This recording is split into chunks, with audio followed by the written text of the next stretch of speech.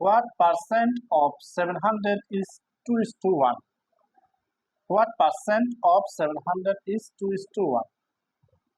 তাহলে what percent, হোয়াটের পরিবর্তে আমরা এক্স ধরব, পার্সেন্টেজের পরিবর্তে পার্সেন্টেজ চিহ্ন, অফের পরিবর্তে আমরা দিব গুণ, 700 ইসের পরিবর্তে সমান 2:1।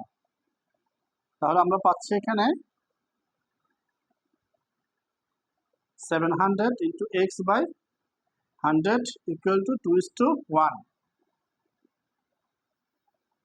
100 কাটা, তাহলে 7x equal 2:1।